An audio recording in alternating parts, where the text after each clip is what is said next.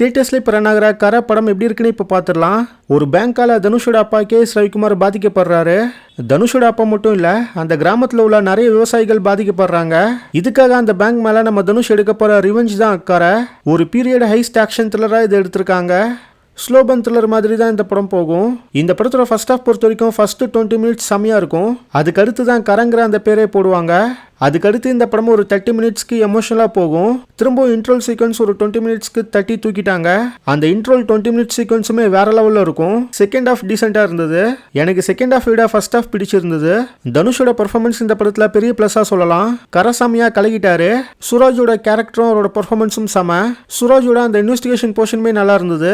மமிதா பைஜுக்கு ஆஹா ஓஹோ இப்படி அப்படிங்கிற ரோல்லாம் கிடையாது. ஆக்சுவலாக உங்களுக்கு ஸ்க்ரீன் டைமே கம்மி தான். பட் கொடுத்த ரோலை நீட்டாக பண்ணிட்டாங்க. ஜி பிரகாஷோட பேக்ரவுண்ட் ஸ்கோர் இந்த படத்தோட இன்னொரு ஹீரோனே சொல்லிடலாம். நிறைய த்ரில் மூமெண்ட்ஸ் இந்த படத்தில் இருக்கு.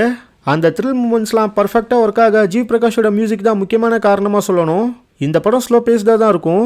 கமர்ஷியல் எலமெண்ட்ஸ்லாம் பெருசாக இருக்காது. செகண்ட் ஹாஃப்ல வர அந்த பேங்க் ஹைஸ்ட் போர்ஷன்லாம் திரும்ப திரும்ப வரதுனால ஓவர் டோஸ் ஆன மாதிரி நான் ஃபீல் பண்ணேன். கிளைமேக்ஸும் இன்னமும் கொஞ்சம் பெட்டராக இருந்திருக்கலாம். ஸ்லோ பேஸ்டு நரேஷன் எனக்கு ஒர்க் ஆச்சு. பட் எல்லாருக்கும் ஒர்க் ஆகுமாங்கிறது எனக்கு தெரியல. ஆக்சுவலாக சிசிடிவி மொபைல் ஃபோன் கேமராலாம் இருந்தால் ஃபர்ஸ்ட் ஹாஃப்லேயே முடிய வேண்டிய படம் தான் இந்த கரை. அதனால தான் இந்த படத்தை பீரியட் படமாகவே எடுத்திருக்காங்க போல. அடல் கண்டென்ட்லாம் இந்த படத்தில் எதுவும் கிடையாது. ஃபர்ஸ்டே நான் சொன்ன மாதிரி கமர்ஷியல் எலமெண்ட்ஸ்லாம் பெருசாக இந்த படத்தில் எதுவும் கிடையாது. ஸோ கமர்ஷியல் எலமெண்ட்ஸை எதிர்பார்த்து இந்த படத்துக்கு நீங்கள் போக வேணாம். ஓவராலாக இந்த ஸ்லோபன் த்ரில்லர் ஹைஸ்ட் படங்கள்லாம் உங்களுக்கு பிடிக்கும்னா உங்களுக்கான படம் தான் இந்த கரை. கண்டிப்பாக இந்த படத்தை நீங்கள் ஒன் டைம் ட்ரை பண்ணலாம்.